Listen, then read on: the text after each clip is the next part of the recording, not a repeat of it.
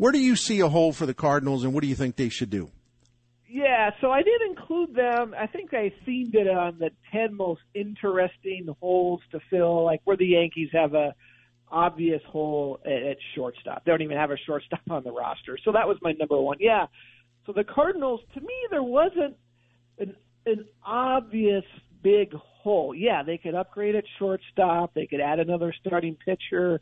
But every team could make those kinds of moves to sort of upgrade, a little bit. So maybe that means the Cardinals are in okay shape. I know there's probably I'm not saying they're a great team right now, and they need one of these younger guys, to me, to step up and be a star. Maybe that's Dylan Carlson, maybe it's Jack Flaherty, obviously coming back and putting it all together for 30 starts, So I think their best chance at improving right now is probably just having those younger guys improve, having Tyler O'Neill do it again, do it over 680 plate appearances rather than 530 or whatever he had last year. But, maybe I'm missing something. I don't know. You're in there. You're in St. Louis, so you would know a little more than I do. But I think it has to be those internal guys. Yeah, I think you're absolutely right. And it seems I'm reluctant to say this like with conviction, not because I'm afraid to state things with conviction. It's just that the Cardinals are yet they're predictable as any team in Major League Baseball, but yet every now and then, I'm talking about the front office, every now and then they do a kind of whoa thing that you don't expect. So as much as I look at them now, what they've done, they kind of sign a number 3 or number 4. Some people would even say a number 5 starter in Steven Matz, and they gave him 4 years, which is pretty generous. And, they re-signed T.J. McFarland, and we know that I'm pretty confident they'll get more bullpen help. Other than that, though, David, it just seems to me it echoes kind of what you said. I think they believe they're going to just have better luck this year with injuries, and they're going to get bounce back seasons from guys in their rotation. Jack Flaherty, top of the list, but also Dakota Hudson coming back for a full season. Miles Miklasz, they believe, will be healthy. Things are finally straight. And yes, there is some growth potential in that lineup. Can Harrison Bader get even better? He made progress offensively. Can O'Neill take it higher? Carlson should be better, and they've got Nolan Gorman on the cusp, and they've got Juan Yepez, who they like a lot, maybe as a DH. So I don't mean to be making a speech, but you asked me, and that's the thing. I think they really are counting on the old improvement within with better injury luck. But Cardinals fans will tell you, come on, they need a shortstop. The Cardinals would say, well, wait a minute, we've got 3. I mean, if you count Tommy Edman and DeYoung and Sosa. Yeah. So I think Cardinals fans get frustrated because they want a big, like a big impact move offensively. I could be wrong, but I don't see it. No, I get it, and they were basically middle of the pack in everything last year, right? Maybe the defense was above average, but offense, starting pitching, bullpen, no glaring holes. But let's be realistic. 2 years ago, they make the big trade for Paul Goldschmidt. Last year, they make the big trade for Nolan Arenado. So are they going to do another big move 3 years in a row? As you mentioned, that's not really what the Cardinals do. And I get why fans are upset because they've been stuck in this 85-90 win for quite a while now. And sometimes that gets you into the playoffs, but sometimes it doesn't. So, and where it helps playing in the NL Central where, the Reds look like they're taking a back step this year. The Pirates are terrible. The Brewers are good, but not a dominant team. So the division is winnable. But right, you're counting on a lot of starting pitchers to just be healthier, and they should have better luck in that department. And I've been burned saying this at least, I don't know, three times, maybe 3 years in a row. But here we go again. There will be a point. I don't know when it'll be. There will be a point when Adam Wainwright just won't be able. We say that about Tom Brady too, right? Oh, well, at some point he's just not going to be Tom Brady, and Wainwright perhaps a lesser example, but at some point Wainwright will pitch in a way that's reflective of his age. Every time I say that, he gets mad, fans get mad, but that's also a variable. I mean, you just don't know. I certainly have more confidence in him than I used to because he's like a wizard out there. He's like a sorcerer, the way he just mixes things up. He doesn't have to throw hard, but that would be on the list too. You got a 40-plus-year-old pitcher at the top of the rotation. I have to ask you, and our guest is he's so great. I love having him on every time he comes on. David Schoenfield, one of my favorite baseball analysts from ESPN. We haven't talked since then. So, what did you think of the Steven Matz signing? Matz, I live out here in Connecticut, so I watch a lot of Mets games. So through the years, I've watched Steven Matz a lot, and I always expect a little more from him. And he had a pretty nice year with the Blue Jays last year after a COVID season in which he was one of the worst pitchers in baseball. So he's one of those guys, it's unfair because you think with the stuff, and he's left-handed, he throws pretty hard for a lefty, and he throws strikes. Sometimes he throws too many good strikes because that's his kind of been the main issue in his career, a lot of home runs. But I like it, as long as your expectations are realistic, that he's probably not going to make a leap. He's not going to become a number 2 starter, kind of like we once thought early in his career. A number 3/number 4 guy, that's what he is, and every team needs those guys. So I think it's a good signing. They didn't, overpay. He's just a good, solid major league pitcher, I think. And that defense that they have, will back him very, very well. And that's a good point. Yep. Yeah, and that's something else. Well, one other thing, David, because there's a little bit of an obsession over Trevor's story, and people look at the Arenado connection. They're best friends. Does it, in your opinion, it's not like you're calling Scott Boras or whoever his agent is. That's not what your job, but. Do you buy the fact that he may settle, or the theory that he may settle for a 1-year deal, so-called pillow contract, reestablish his value, and then go back into the market a year from now? He could, and we saw that work, exceptionally well for Marcus Semien last year, who was, coming off a bad COVID 2020 season, goes to Toronto, has a monster year. So, yeah, Story, he kind of had this shoulder injury last year. He only missed 20 games, but kind of played through it, hurt his defense, might have hurt his power numbers a little bit. So I think he's a better player than he was last year when he hit 251, 24 home runs, numbers in Coors Field that don't scream out at you, obviously. I think he's better than that. So, yeah, I think there is a chance he does do that. Especially a lot of people had him going to the Rangers because he's from that area, but obviously they signed Corey Seager. The Yankees, they don't seem to be in on Story or Correa, so that's a big bidder who's out. So, yeah, you could see a team like St. Louis. I think Houston, if Carlos Correa doesn't go back there, is definitely a potential landing spot for Story. So, yeah, I could see him doing a 1-year deal. Well, it'll be interesting, and I enjoy talking to you again, and, this just proves our conversation that – there's a lockout and baseball's kind of going into hibernation, and, it's frustrating to wait and wait and wait, but there's always stuff to talk about. That's the thing. Always stuff to talk about. So always numbers to break down and rumors to make up and trades to invent. Absolutely. All right. One more thing. And I say this half in jest, which I guess means I'm half serious, but, I have a case for you.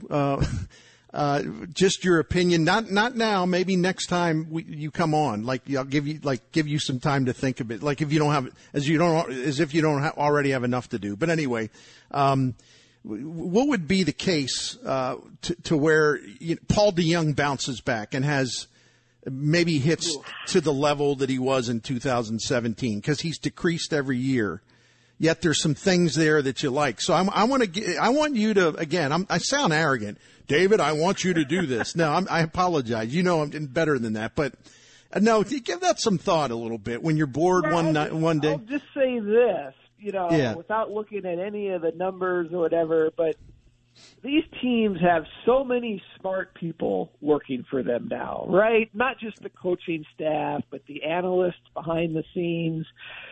And if they haven't figured out what's going on with Paul DeJong, I'm not going to be able to, right? I mean, that's an easy answer, but look, he's never been a high average hitter. I think that rookie year has kind of proven to be misleading when I'm looking at his stats. 285.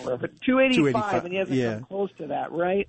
Right. It looks like a fluke year, right? And to me, it's more examining what went right in 2017. Maybe it was just a high batting average on balls in play, and you can have your internal video guys go through, look at every hit, how many bloopers, how many line drives. This is what teams do behind the scenes, and so the Cardinals would have a good idea if that was a fluke, or maybe there is something they think that he was doing then that they can get back to. He's only 28 still, so he should be in his prime.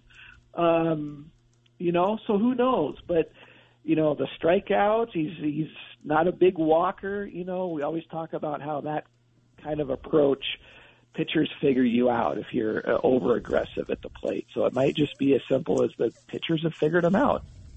Well, I appreciate that. And, he's an interesting guy. He's kind of, we joke that he's kind of now moved into now that Matt Carpenter is no longer Cardinal, Paul DeJong has kind of moved into that role. And you may say, well, what role is that? The role is that he just incurs a very intense wrath of the fan base, so and. Well, if you got to run, I hear you. But one thing that no, not at all. Go ahead. Me about the way modern baseball is played, and this isn't to specifically point out DeJong, but we get it. Home runs are good. Everybody's trying to hit home runs, and some hitters can adapt their game and be very successful at doing that. Look at DeJong last year. Okay, 19 home runs. That's nice, right? And 400 at bats, but only 10 doubles. So. Yeah, he's getting the ball in the air.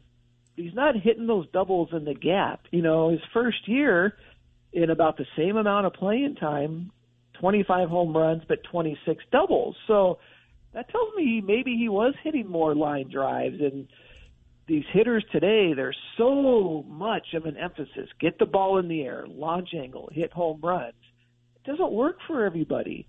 I think some guys would be better off hitting fewer home runs, getting more singles, getting more doubles, but it's hard to get hitters in that frame of mind when they're constantly told home runs, launch angle.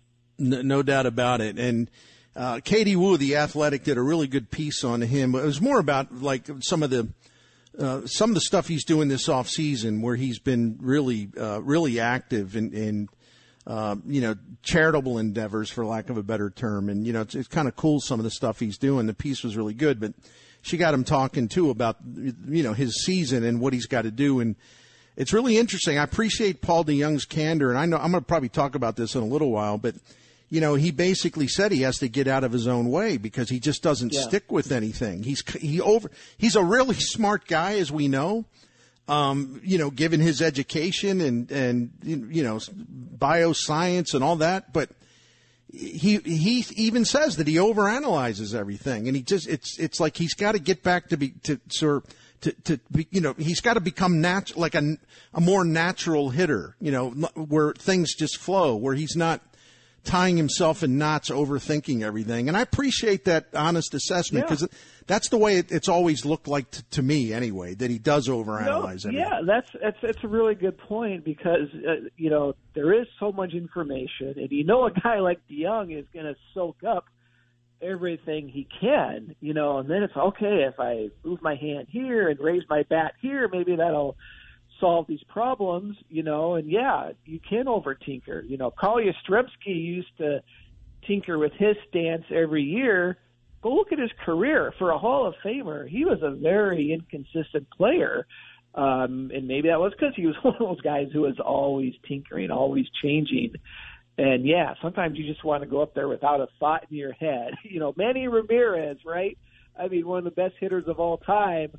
I don't think he was doing a lot of thinking up there. I'm not trying to insult the guy. He was just a pure natural hitter, and sometimes you need to do that and not take all this information and overthink things.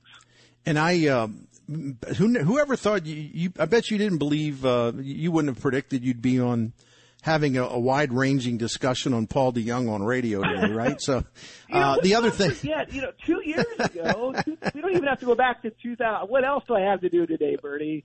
2000. We don't have to go to 2017. 2019, he was an all-star. 30 home runs. He scored 97 runs. Yeah, the average was 233, but that was a really good player. I mean, we don't need him to hit 285 to be a good player. If he can just hit 230 with 30 home runs and good defense, that's a valuable player. So yeah, and his defense has become a superstar. And his defense is very good. He doesn't get enough credit for that in town, you know. But Busch Stadium is not his friend either. That's the other thing that's another trend in his career arc that jumps out at me. Busch Stadium's tough on right-handed hitters, and this gets back to your point, David, that if he can just start hitting to the gaps again and not worry so much about home runs, because even Nolan Arenado said that. The thing about Busch is really a challenge. You get the ball in the air, right-handed hitters especially, and it is really hard to muscle one out. I mean, it's very frustrating for right-handed hitters. But Paul Goldschmidt's changed his approach. I don't know if I would call it that, but Paul Goldschmidt doesn't try to fight Busch Stadium anymore. He just hits the ball hard, and he loves hitting it in the gaps, and then he runs. I mean, it's guys. I think Paul DeJong would do well to adjust, especially at Busch Stadium. So we solved it. I'm with you. That's why I tell this to your listeners. Look at the doubles column. That's one of my favorite stats that nobody ever pays attention to, right? We look at home runs and average and on base, but doubles, guys with a lot of doubles, those are the really good hitters because they're spraying the ball around. And, oftentimes as you get older, doubles can become home runs if you're a young player, So look at that doubles column. If your guy isn't hitting a lot of doubles, that's a little bit of a red flag for me. Yeah, no doubt. What a great conversation. I really appreciate the generosity of your time, David. It's great. And I'll be looking forward to that, your piece on ESPN.com coming up soon about the history of the 10-year contracts for in Major League Baseball. That'll be great. So thanks so much. All right, Bernie. You bet. Take care. All right. Happy holidays to you. So I enjoyed that, man. We kept him a long time, but he liked it. See, he wanted to solve the mystery of Paul DeJong. So, Jim, here, we got to get to a break, but really, one of the things, I'm always looking for stuff. You know that. Oh, yeah. One of the things, Paul DeJong last year on the road, and this may surprise some people or perhaps not, Paul DeJong on the road last year slugged nearly 500. Now, he didn't have much of a batting average. He didn't draw walks, but he did hit for power, and he was above average on the road. And Busch Stadium just chewed him up last year. And Busch Stadium has been chewing him up, although all along, but last year was pretty drastic. And I think that I'm not making excuses for him. I'm just saying that's the reality of hitting at Busch Stadium. Ask Nolan Arenado about that. And it doesn't have anything to do with Coors Field. It has everything to do with the way that Busch Stadium plays. And Busch Stadium has just been it's becoming increasingly difficult in terms of the power game for right-handed hitters. That is not an opinion. Well, it is, but it's based 100% on fact because I've looked at this pretty deeply. And it is a real challenge for these guys, whether you're Nolan Arenado or whether you're Paul DeJong. I think it can mess with your head a little bit, or I assume it can mess with your head. The shortstop position is the one that everybody circles. Oh, we need a change. We want to change. We want to see that. I think we're going to see is which one of those guys wins the job because whoever the shortstop is, he's already on the roster. And it will be a fun watch. It could be I say that, but it could be a bad watch if neither one runs with it, the opportunity. But it is going to be the one battle whenever we get to that point that is undecided. And because everything else you go, okay, Center field's done, right field's done, left field's done, third base, first base, second base, we'll see. But shortstop is the most intriguing position with this team in the offseason, and I don't think we're going to see anything until we take the field. A lot of flexibility there, because if Nolan Gorman is going to get a shot at second base, he's going to have to play. I know he can DH as well, but he's going to have to play against right-handed pitching. And look, if Jose Oquendo says, which he did, that Nolan Gorman, no problem him playing second base, and Jose Oquendo pretty fired up about it, that's good enough for me, at least for now. Because Oquendo's a straight shooter, man. He doesn't finesse anything. He tells you what he really thinks. He's got that George Kissel in him. Tommy Edman may end up being the primary shortstop. I mean, who the heck knows? But it's like, and I know this is another conversation for another segment, but if Gorman is in the mix at second, they're going to have too many middle infielders, and usually I take the policy of, well, there's no such thing as too many, and yeah, sometimes there is, especially if, one of them isn't a star, isn't a guy where you're like, well, just write him in for 600 plate appearances and be done with it, Yeah. And I think that's where Ali Marmol can really make an impact. He can figure out that he can maximize his lineup on a daily basis, rather than just automatically plugging people in. He'll be able to move pieces around in that middle infield. That may be one of his biggest tests and challenges as a manager, and where he can show that he can make a difference as a manager. Seriously, I really believe that. That's going to be a big test for him, because that's a tricky situation. Get enough guys, the right amount of bats, and put them in those situations where, to your point, maybe not play Paul DeJong at home. Against the right-handed pitcher. Let's use him in a different area. Yeah, I'm going to look that up too. See, you got me going again. You're pushing me deeper into the rabbit hole.